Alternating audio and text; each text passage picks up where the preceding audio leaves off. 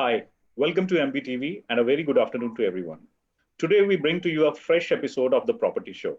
In today's panel, we have Mr. Pankaj Goel, he's the National Secretary, CREDAI, Deepak Kapoor, he's Director, Gulshan Homes and former President of CREDAI Western UP. And we also have Mr. Kumar Mehir, who's Advocate on Record, Supreme Court of India. This show will be moderated by E. Jayashree Kurup. She's Editor-in-Chief of MBTV. Over to you, Jayashree, now. Thank you, Deepti. Thank you, gentlemen, for joining me. Will the Supreme Court order on MCLR-based delay penalty become an industry norm? The issue on the table is this. I'll get Mihir to start the proceedings. Why don't you lay the basis of what was the Supreme Court order and why this is important? Yes. So this Supreme Court order, there are two orders. First order was passed on 10th of June 2020, which was subsequently clarified on 10th of July 2020.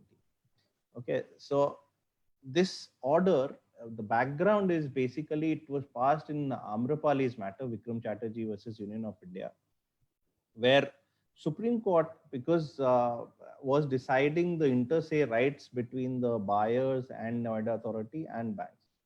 Now, Noida Authority had claimed that there were certain dues that was to be paid by Amrapali Group with respect to the land allocated to them. And because the Noida Authority had defaulted, this dues principal plus interest plus penal interest had now risen to something to the tune of almost 6,000 crores for both the authorities, Noida and Greater Noida. Supreme Court, in order to ascertain the actual dues and to finalize the financials which were required to complete these projects, had been asking both these authorities to consider and reduce their penal interest. So the penal interest was 16% plus 3%, something like 18 to 23%, depending on the period and the land and the authority they had calculated. So Supreme Court of late for the last almost year and a half had been requesting the Noida Authority to reduce this penal interest. In this matter, ACE developers files an application, and they also said that this penal interest is required to be reduced, qua them. The application was filed basically on two grounds. First was the additional compensation, which was to be paid to farmers, and the second was reduction on the penal interest.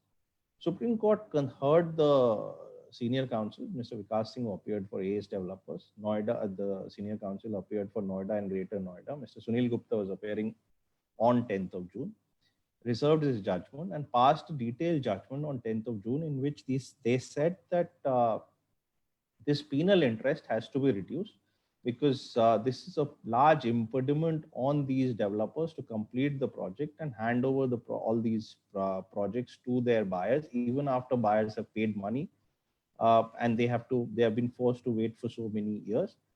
So Supreme Court said that this interest that is to be charged by these authorities, Noida and Greater Noida, will be to the tune at the rate of 8%. And they extended this order to apply to all the developers who are based in this area. Now, Noida and Greater Noida, because it's an ongoing matter, they could not have filed a review, so they have filed a clarification application. Mr. Mukul Rohatgi appeared for Noida, and the Solicitor General, Mr. Tushar Mehta, appeared for Greater Noida on 10th of July. And they informed the court two things. First is they said that people who have already paid the land dues, by virtue of this 10th June order, they are seeking refund of whatever they have paid. So they requested this order to made prospective.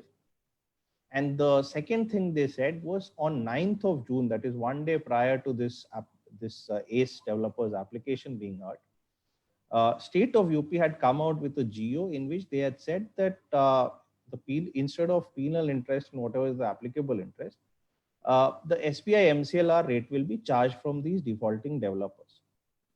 So after hearing both Mr. Mukul Rohatgi and Tushar Mehta, Supreme Court clarified its order and passed its decision on 10th of July 2020, and in which they said that they pass certain directions, and I'll like to read them if I can, ma'am. Yeah. It says, after hearing learned counsel for the parties, we are of the opinion that SBI MCLR rates to be applied uniformly to all the leaseholders. Their past dues as well as arrears to be worked out accordingly. In case any adjustment is to be made, let the adjustment be made accordingly, and the current dues also to be worked out SBI MCLR rates. Future dues be also worked out at the SBI MCLR rates, which may be fixed. Remaining order is not modified. Only modification made is about the rate of interest. So earlier it was 8%. Now it's SBI MCLR rate.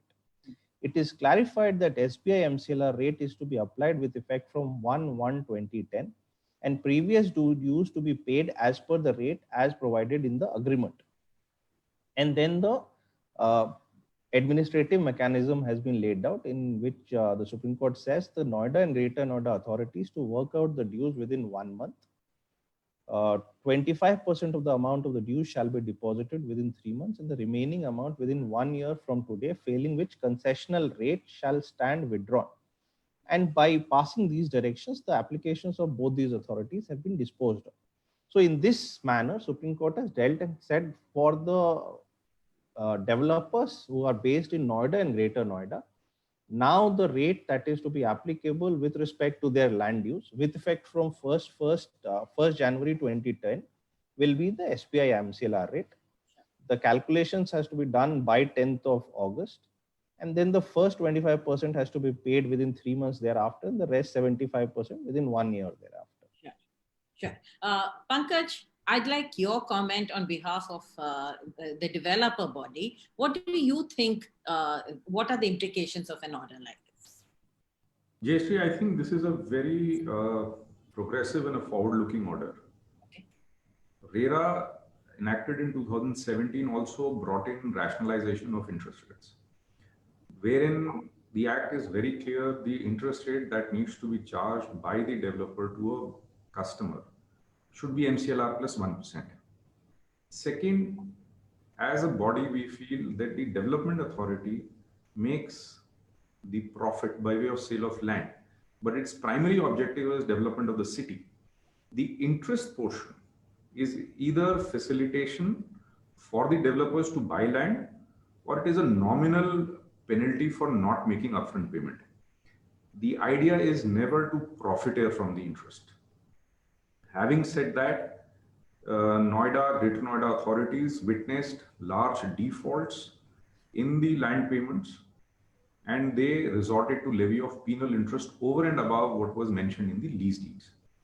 Noida and Greater Noida and Yamuna Expressway had the interest clause at 11 or 12% and a penal interest of 3%. But what actually transpired was the penal interest that was levied was much higher than what was stipulated. Now we have to understand why there was a delay.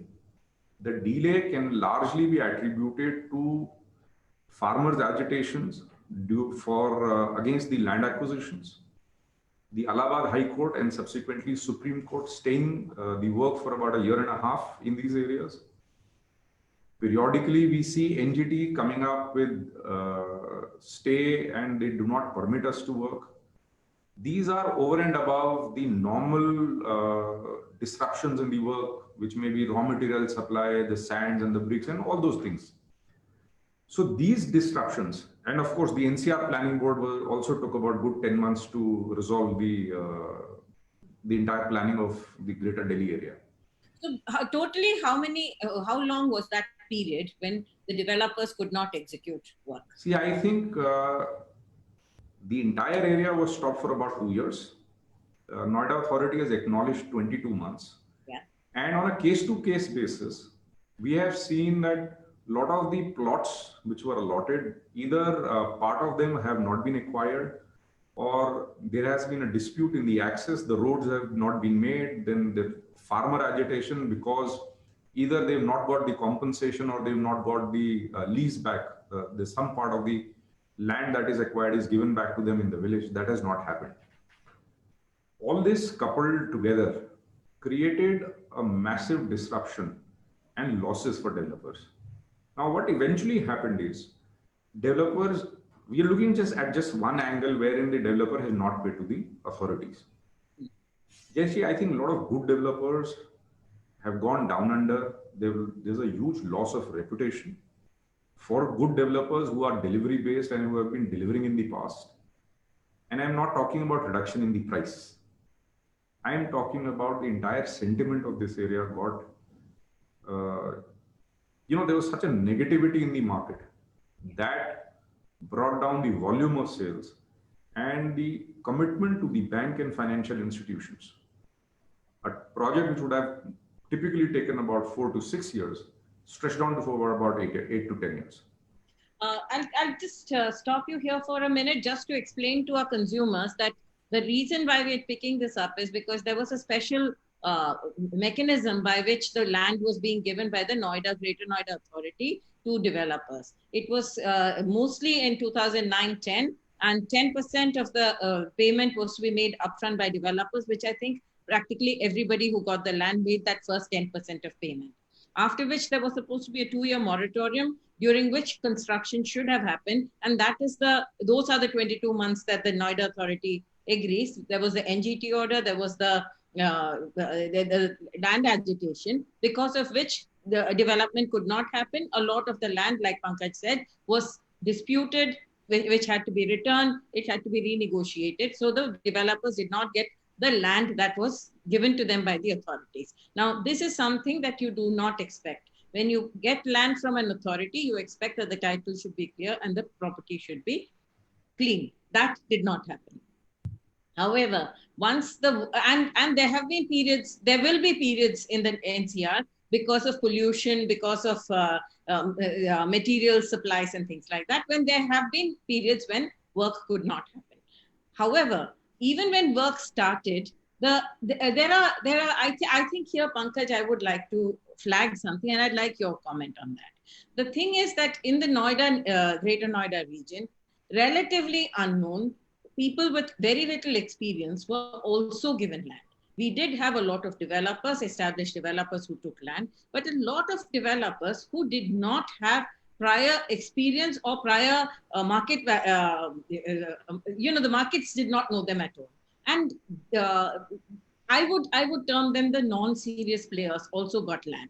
And at that point of time, some did not intend to build, many intended to build, but the prices at which you sold, because there was a 7-year moratorium, the prices at which you sold, were they not irrational? 1,400, 2,000, when the cost of construction was even more than that. There was no way you could justify a 1,400 per square foot rate, and you knew that cost of construction was going to be more than that, and you had an impending land payment, right? You had only paid 10%. On top of which, while a lot of sales was happening, there was also construction finance that had been taken, right? So here, while I would say that, yes, the authorities are squarely to blame for a lot of the things that should not have happened, developers can't be absolved of all responsibility, which is what the Noida Authority and Greater Noida Authority have tried to profiteer. They have imposed very heavy penalties, while they made no efforts to collect the money from the consumer, from the developers. Over these years, while work was happening, not happening, there was no effort to collect either from the developers, all developers to pay, or the authorities to collect. I'd like your views on this. So I think there are 3 parts to what you've asked me. I would not blame the Noida and Greater Noida Authority. I think a lot of effort has been made from their end, an appreciable effort, so that the possessions are handed over. Insofar as the penal interest, what they have charged over and above what was leased, I think administrative orders have their own constraints. So I would not go there. Insofar as new developers coming in, Jayashree, it's a free economy. In any industry, you will always have new entrants and some of the old entrants exiting. There is no entry barrier. Even in RERA, which is supposed to be a very controlled environment for business, real estate business, all you have to do is follow a procedure, a financial discipline which has been brought in because of the escrow mechanism. It does not prohibit new entrants. Prohibiting new entrants, I think it is detrimental to the interest of any industry. I would not I don't believe that these people who were coming into real estate industry, in real estate business without any prior history did not have intention to deliver. I think the entire intention was to deliver. They came in, they have, invested a lot of equity. Somewhere along the way, they were unable to withstand the seasonal or probably the changes over the course of the project. And these external factors, they were unable to withstand that, the change. Coming to the prices, the government of India has a very, whenever they buy, the intention is always buy from the lowest. Just buyers will have to understand if they are not willing to pay, they carry a risk of non-delivery. If you want to buy a product which is worth 2,500 rupees at 1,700 rupees, please understand there is a risk on non-delivery. And that is the reason it is at 1,700, both the quality and the delivery. At the same time, you have a developer who's selling at probably 3,000 rupees. They've not defaulted in delivery, but the buyers chose. It was a free decision. The entire information was available to a buyer at any particular time about the history of the developer, about the product that is being delivered. With the entire information, if they still want to go for a cheaper product, I think they are consciously taking on that risk. That argument that they are an innocent buyer may stand true in some cases, but I think in most of the cases, the information was there. It was a conscious decision. If I decide to buy an X car over Y, I know what I'm getting into. And this time it didn't play out really for some of them, which is very unfortunate. I will take this conversation to Deepak. Deepak, while I empathize with both the developer community, I've commented on this industry for the last 2.5 decades, and I empathize with the consumers as well. I think somewhere there has been a mismatch in the today. 12 years down the line, when there has been serious defaults on delivery schedules and so on, we have started talking about these things. But switch back to 2009-10, when prices were very high, most consumers could not afford it, and suddenly the Noida Authority, when it said that here was a means of amortizing over 7 years, it was like a ray of hope for a lot of people who could never ever think of purchasing within the NCR region. And if you were selling at 1,700, 1,900, while I know, because I was studying the market, I doubt if a lot of consumers knew enough to be able to see whether at 1,700 or 1,900 was a fair estimate. They did not know. And here I would say that they were innocent consumers. A lot of them were the lower middle class who saw this as a ray of hope. Leave aside who was at fault. The fact is that could the developers have actually paid that money, leave alone the 2 years when you could not build. But after that, when work did restart, what percentage of developers would have paid back? At least the principal. If the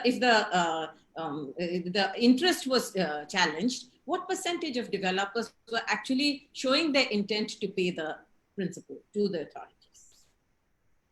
Thank you, Jasri. I would like to start with saying that you mentioned that the point started with allotment on a deferred payment from the Noida as well as Greater Noida Authority. But if we go back and understand the reason that at that time, during 2009-10, there was a great recession and there were no free money available for developers to develop these properties. So when authorities realized that today, an 100% payment model, nobody is coming forward and the development of the city is not happening. So they understood the environment and they created a setup and a system with which the deferred payment land allotment started. We always dig the history and try to find out the reasons. What happened, we have just discussed. So I'm not repeating whatever has been discussed. So to take it forward, whatever happened is known to all of us. Today, what is important is, let us take it forward. What shall we do? So that these things should not happen again in future, neither in Noida nor in anywhere else in this country. Sure. So we need to learn lesson. We have dig the past, we have understood it. Now, thankfully, Supreme Court has given us a mandate wherein the sole objective and purpose is delivery of the project and handing over the keys to the legitimate buyers and consumers who've been suffering due to one reason or the other. Right. So in this process, yes, there are mistakes committed by developers. There are mistakes being committed by administrative authorities of Noida as well as Greater Noida. Put together, there's a mixed bag. We cannot blame one community that they were only at fault and the other one not at fault.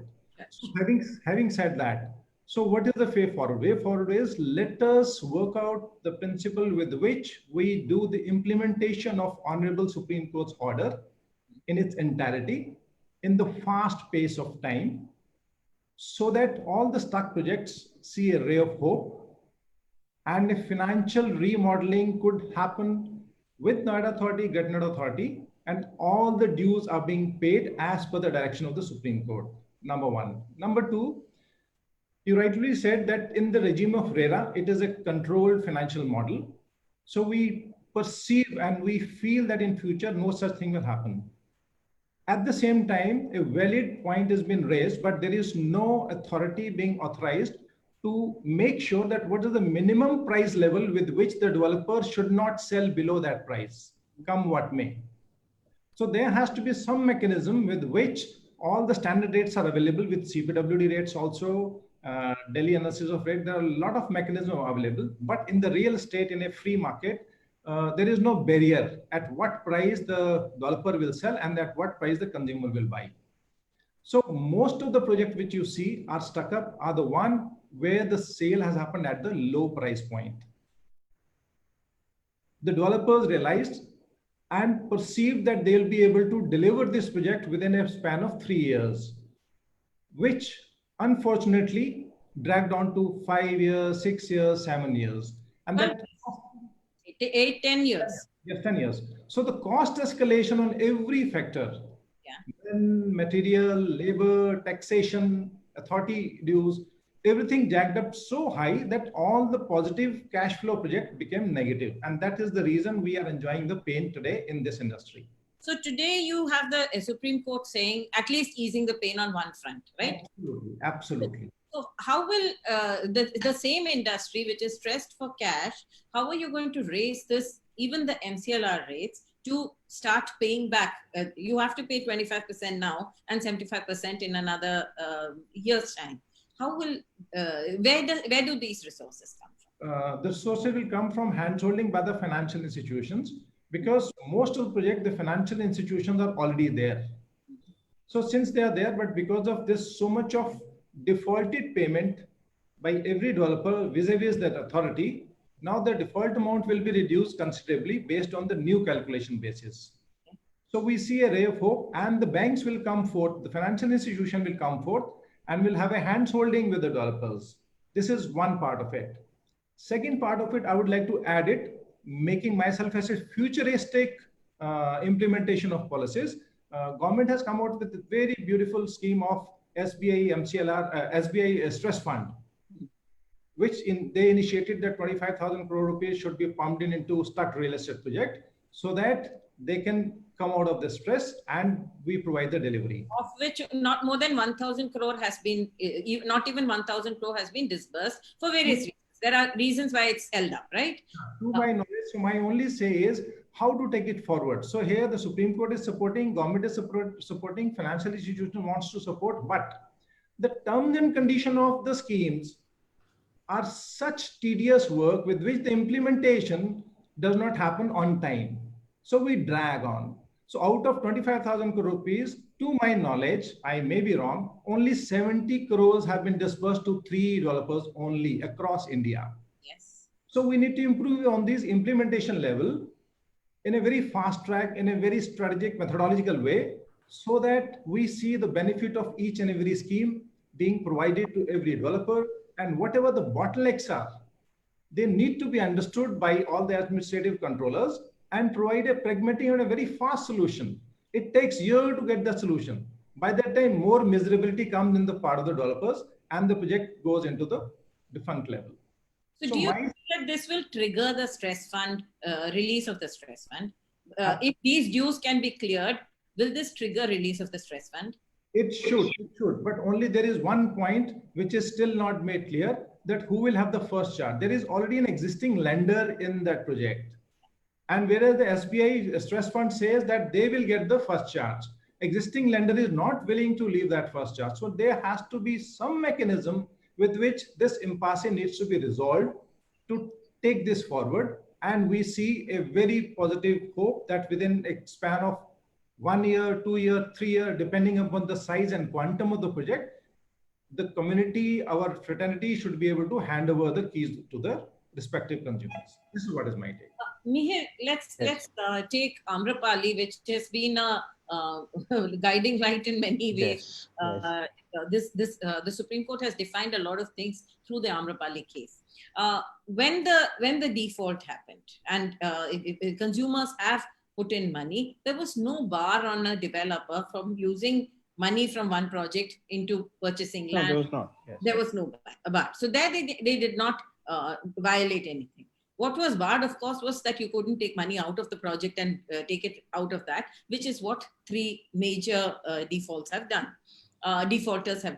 But tell me that even when it comes to the lenders were part of the COC. The lenders were part of this entire process of, they could have at any point raised the flag and said something's wrong here. The lenders did not do that, right? What is the Supreme Court's, there have been various the Supreme Court did. Yes. So first of all, as ma'am, in Amrapali, I think is the only case in which the resolution professionals and IBC proceeding, resolution professionals were discharged. It was under the insolvency proceeding and Supreme Court said nothing doing. We are monitoring it. There's no insolvency. The CIRP proceeding was reverted. So Amrapalis were taken out of insolvency proceeding. Resolution professionals were charged, and this is the only case across. Yeah. There's no other case. So JP went back in insolvency, and there are so many other developers who are now facing insolvency. So so there's no COC. But in this case, you have to point out, if you see the judgment of 23rd of July 2019, that big judgment, there are few things Supreme Court has noted. First of all, the liability of the authorities. So in that case, we had argued, other people who were representing home buyers, we had argued was that admittedly there was a zero period, first installment paid, and then they were supposed to pay the next installments, which Noida came and said was never paid. So only for almost 16 plots of land, only the first installment paid, nothing paid thereafter. So it was argued, and Supreme Court has noted in its judgment that if they defaulted in the first time with respect to first plot, why were subsequent plots allotted? And these allotments were for a period of almost started in 2008, went up to 2015-16.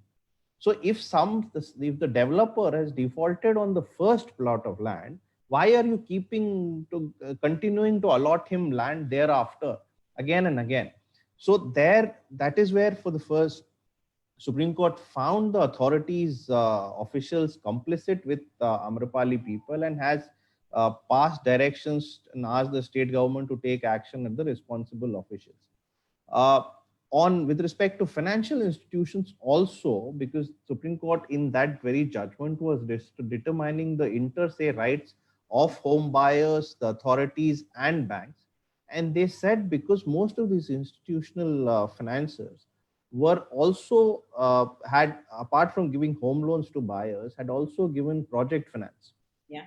And it was their responsibility to ensure that whatever money they have paid was being utilized for construction for the purposes of the project. if they keep silent and subsequently after 10, 12 years when people have launched litigation and it is landed at Supreme Court, they cannot now come and say, no, but we have the first charge over this property. And therefore, whatever money is being recovered should be first given to us. So on that count, again, in that very judgment, Supreme Court had said that with respect to these stuck projects, the first right of whatever is coming in the project, whatever finances are being raised from the assets of the developer, the first right over that will be that of the home buyers. Authority and financial institutions have to take a back seat. And that is why whatever monies are now being generated through auction and other ways are being used for construction of Amrapali projects. With respect to SBI caps, as Mr. Kapoor was pointing out, yes, I agree with him that there are too many regulatory roadblocks. Supreme Court has now forced SBI caps to give a proposal with respect to Amrapali. So this will be, but the primary thing when you need to which you need to understand is when this entire stress fund, and it was the first demanded in Amrapali projects only, that people went to Supreme Court and said that why don't you ask Government of India to finance these projects, right? So Supreme Court asked the Solicitor General of India saying that why don't you take instruction from the Ministry of Finance and tell us whether Government of India is going to finance these projects. So initially they said you give a proposal and at least give the first 1,000 crore rupees. It came from Justice Arun Mishra. He said, why don't you finance the first 1,000 crores? And remember, there's a high level committee which was constituted under the chairmanship of Secretary Ministry of Housing by Government of UP, which gave its proposals. One of the proposals was to make available finance through government institutions like HUDCO or any other government financial institutions on a last in, first out model to help these stuck projects. And it was in pursuance of those recommendations, directions of Supreme Court, and consultation with the ASG and the ministry officials that this SBI stress fund came out into picture. But when it came out in the picture, the first thing that they said that they will not finance the stressed projects. The projects which are stuck in courts, which was almost everyone. I don't think there was any developer which had no litigation filed against him. So almost every developer was there. Projects which are financially viable. So if you're financially viable, you will anyways complete the project. So there were at least the regulatory things that were required to fall within the contours of this stress fund still till date are such that most of the projects which actually need finance do not qualify.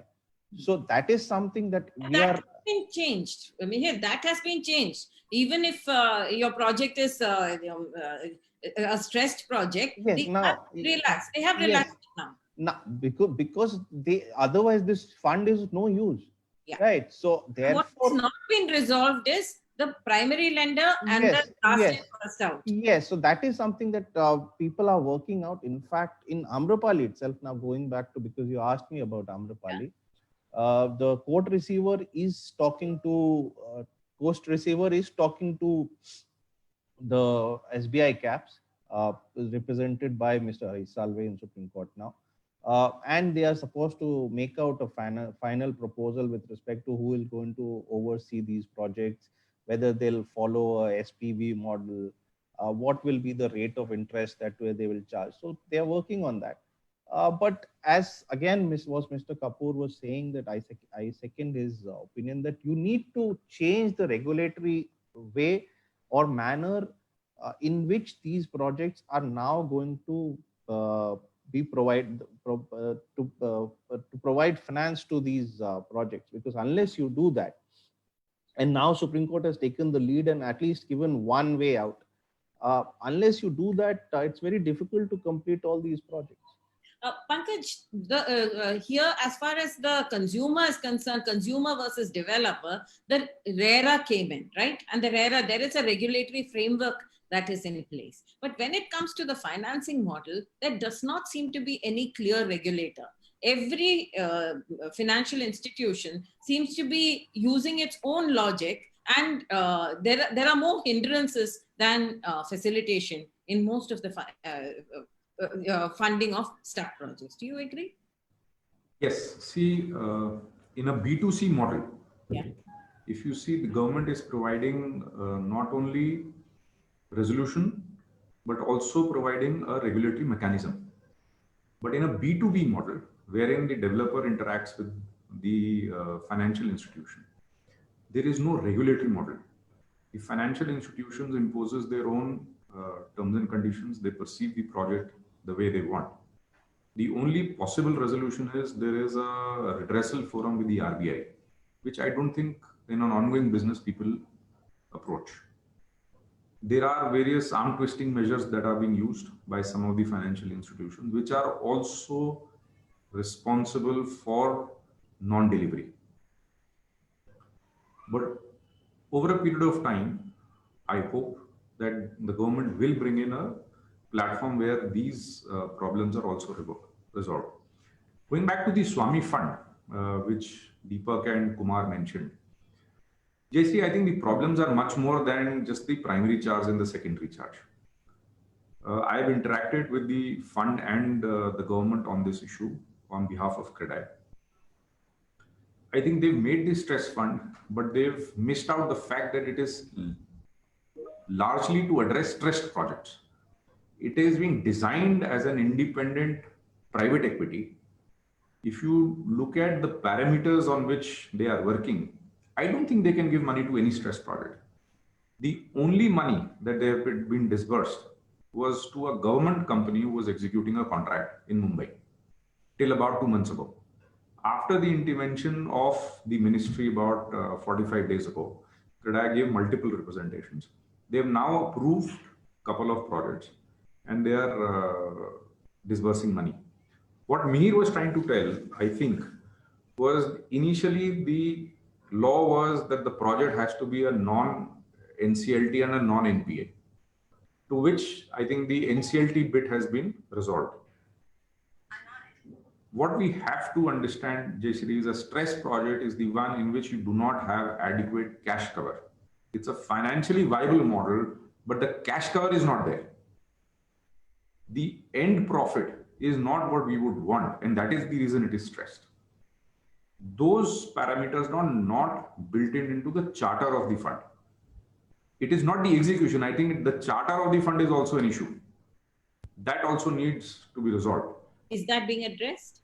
Yes, I think now it is being addressed. One of the first steps which has been done is the expected return from the fund money has been reduced from about 15-16% to 12 to 13%. That is a very important move and a decision that has been taken. They were also asking for NOCs from all the customers. That RERA penalty, they will not, they will not approach RERA for the penalties. Now, if I go and ask a customer, will you take a RERA penalty? Obviously, the answer is going to be yes. So there were multiple issues with the Swami Fund, which I think are being reviewed and the problems and the anomalies are being rectified. And what is the stand on the customer, the RERA penalties? How do we expect the consumer to forfeit the RERA penalties when the customer has continued to pay his EMIs? And in case of a stress product, the pain has to be shared by everybody. I am not saying that the developer was right when he sold at 1600 or the customer wrong for buying at 1600.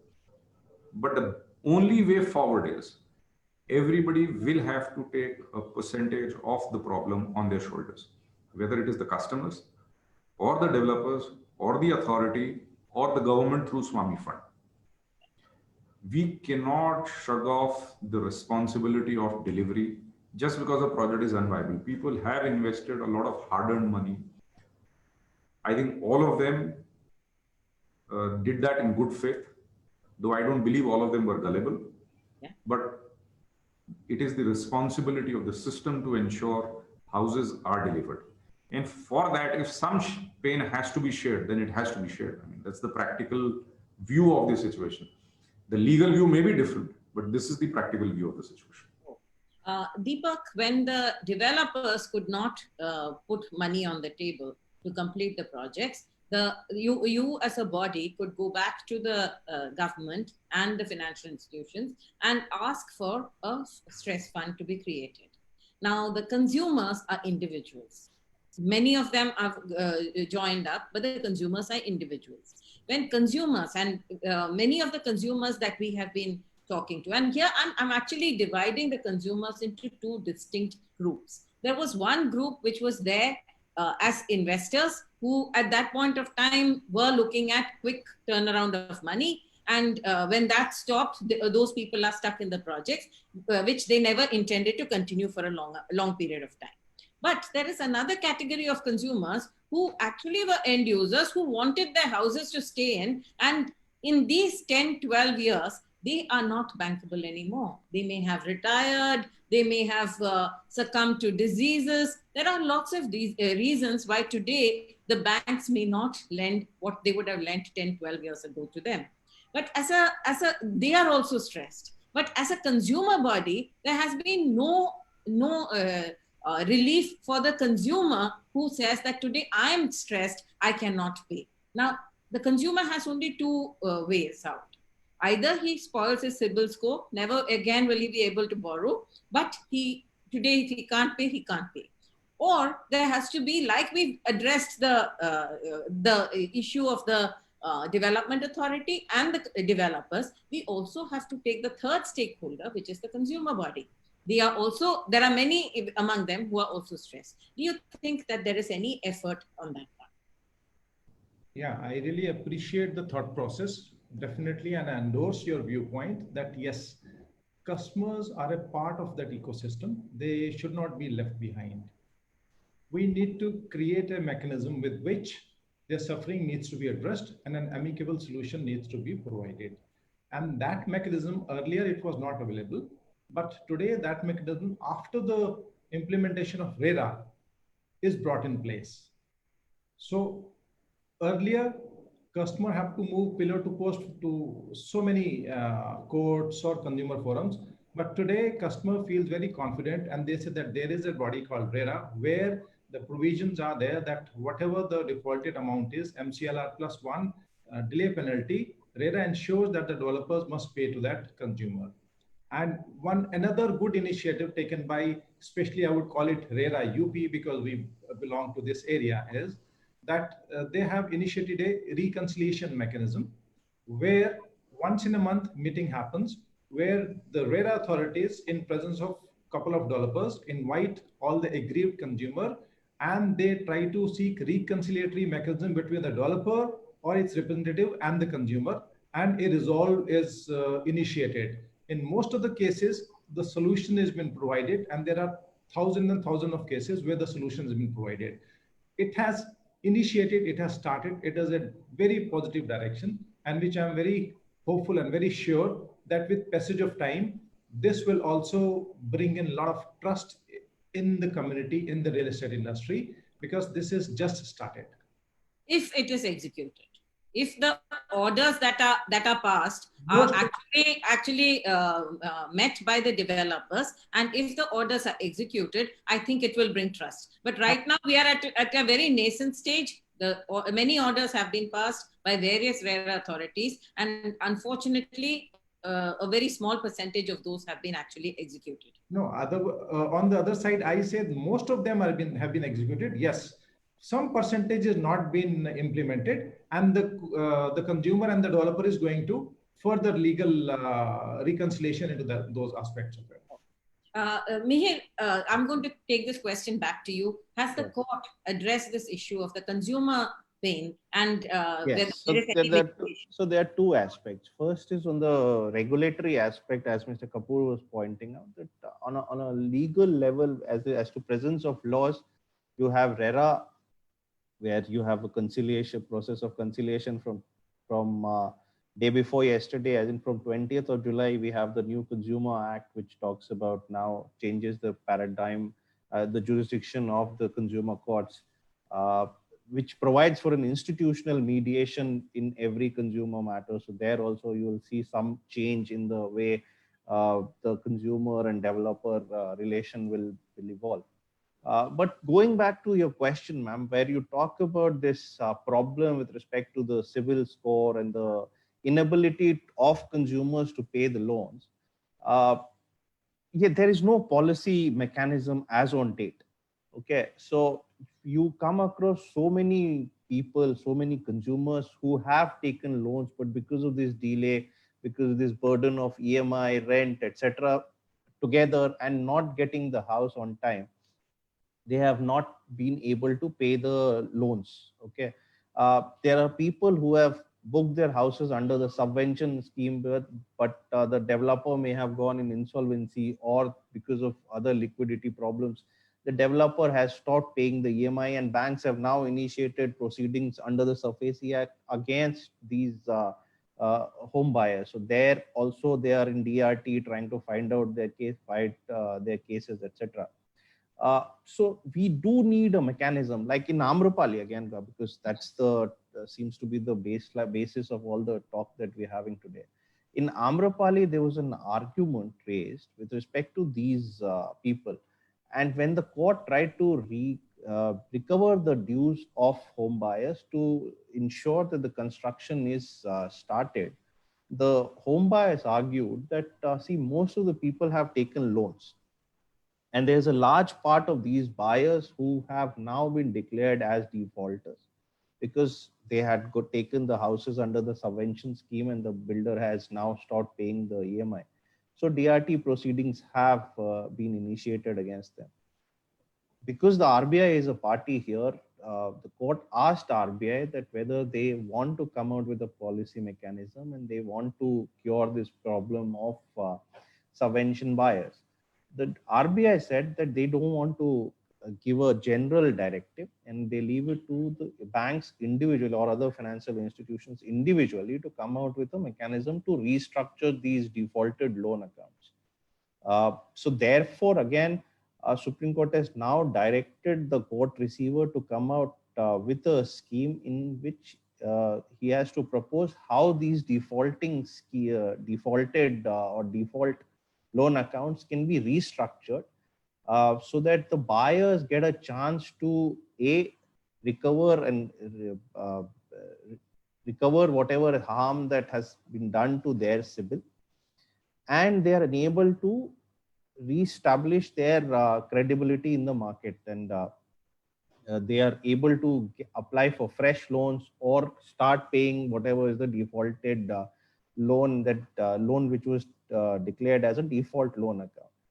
So the receiver is working on that. The proposal is supposed to be placed before the court on 4th of August. And I'm sure Supreme Court, again, like it has been doing of late in other issues also, will come out with a directive which again will may be applicable for other generators, other developers and other buyers for other projects as well.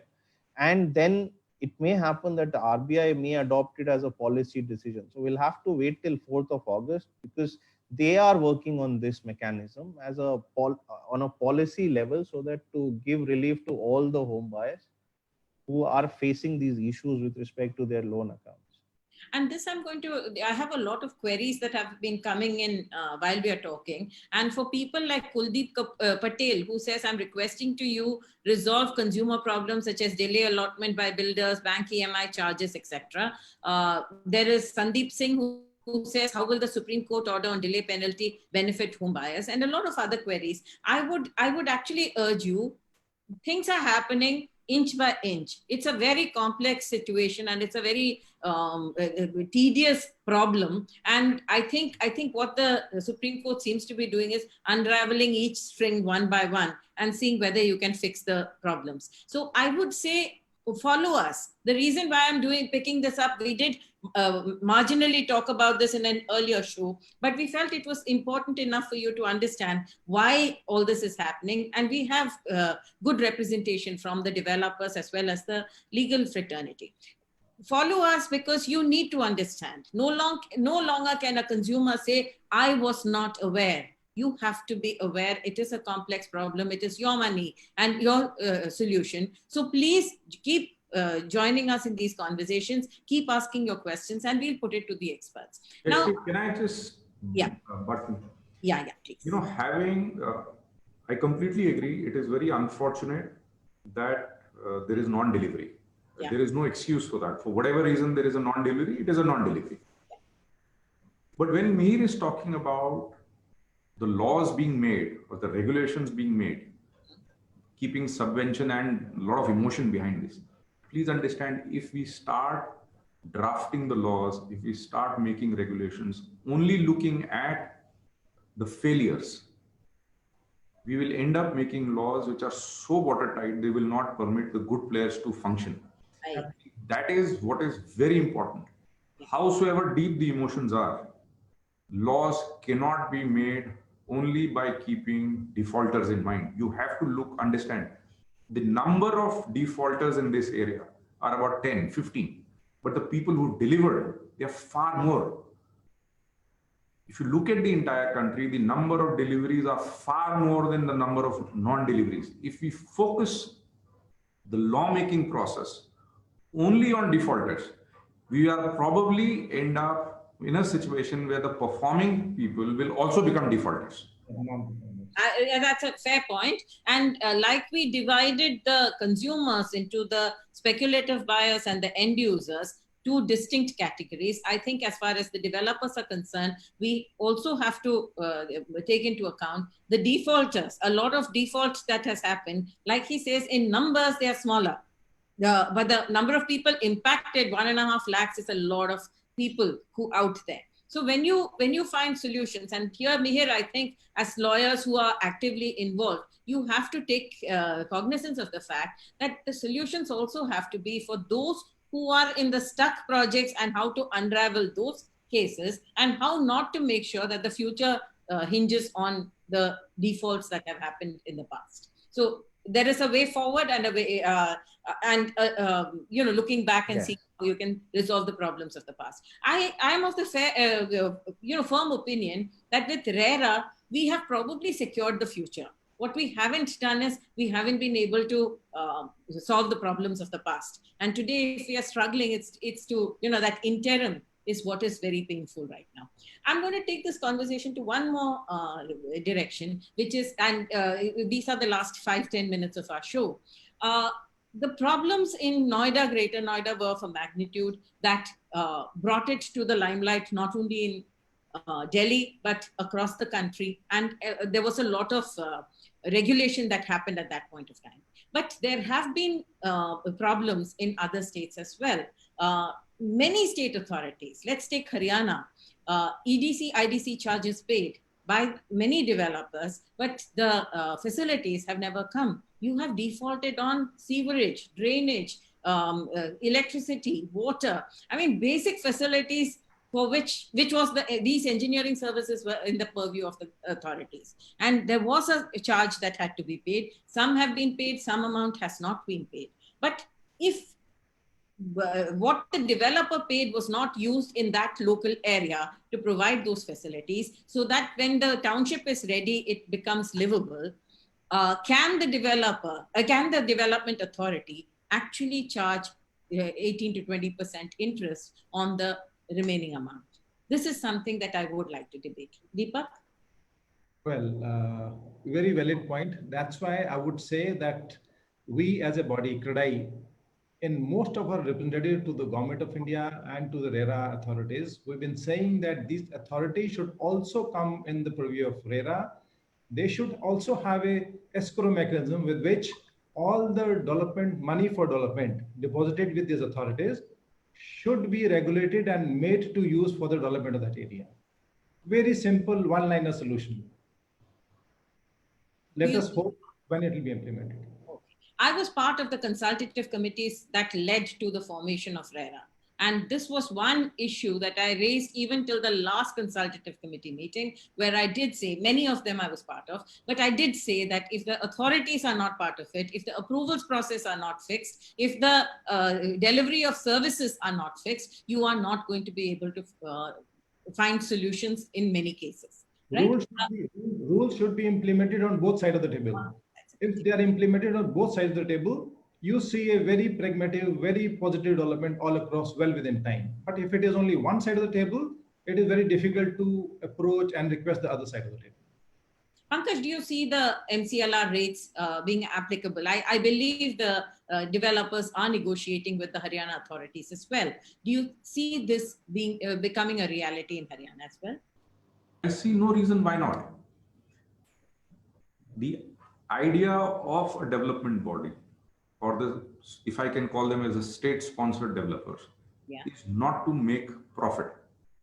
The basic idea or the charter of these development bodies to ensure development in the city.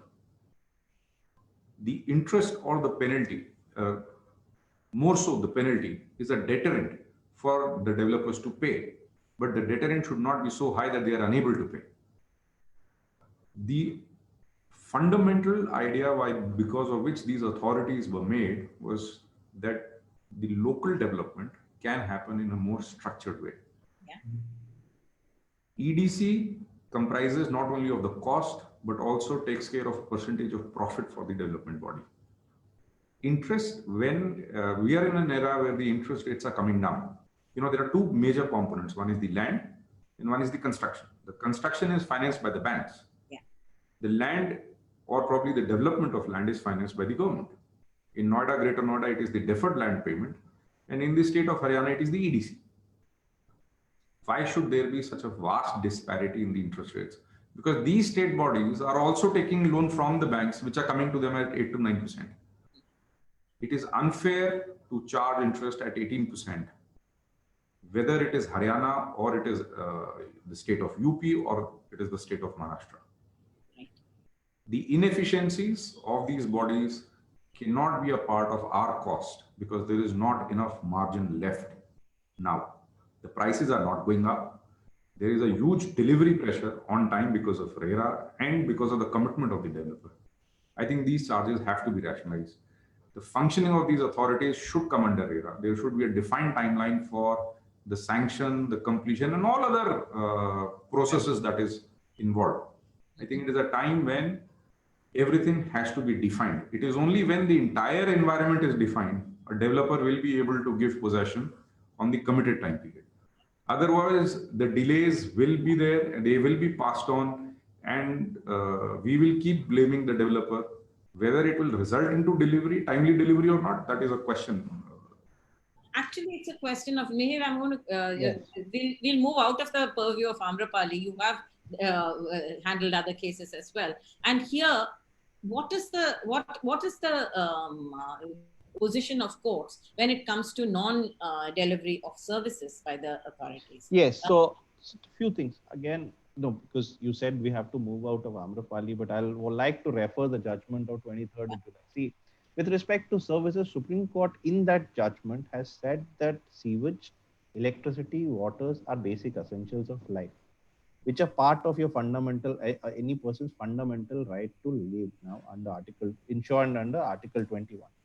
And these EDCs, IDC and other charges which these authorities charge for providing these basic necessities are all passed on to the end consumer. So ultimately the developer is not going to pay it out of his own pocket. He will pass on to the end consumer. So it is the end consumer the resident of these houses, who has paid for these charges to the authorities, which the builder, if the builder has deposited, and if the authority is not delivering on these services, then it's a violation of the fundamental right of that resident. And it's about time when courts, while exercising their writ jurisdiction, come down heavily on these authorities and ensure these basic services to these residents and especially when they have paid for these basic services, for these infrastructure facilities, things like sewage, drainage, electricity, and water. Again, has there been an order? Yes. Has there been a direction by any court that if the authorities have not paid, the authorities are liable? In the case of Sona Road, CCI has given a very interesting judgment here, Jayashree, where they've held that if the authority has not spent money, Forget about the interest, they cannot recover the EDC. Okay. And that will set a precedent for the state of Haryana across. When was this order? This was about, I think, 8 to 10 months ago. And that actually, I think, spells a ray of hope. Absolutely. If there is default by any of the stakeholders, if consumers have not paid, consumers are being told that your CIBIL score is spoiled. If developers have not paid, developers are being told that your viability itself is under question. You can go to you can be taken to the NCLT. There can be restructuring. And as far as the authorities, they used to go scot-free. And I think judgments like this are very important to make sure that everybody is accountable for whatever they are supposed to do. That's true. I agree with Mr. Goel when he says that everyone in the ecosystem has to be made accountable, and only then you will ensure that everyone goes smoothly and you can have a system where things are delivered on time. Because everyone, if you don't do that, something or the other is bound to crop up. And actually, there are lots more issues. I don't think we have reached the end of this conversation. We will continue this conversation because it is very important that everybody understands what their liabilities are and what their rights are. But I think we are out of time right now. And for all those people who have actually put their questions out here, what happens when a loan is restructured? How do you pay the amount? How can a cheated consumer take a haircut? Various questions that are there. I think we are going to pick these issues up, but somewhere today we have to call it a day. So thank you so much for joining me. This conversation is to be carried forward, and we will definitely pick it up on MBT. Thank you. Thank you, everybody. Thank you. Thank you. Thank you and bye-bye. Thank you for having me. Bye.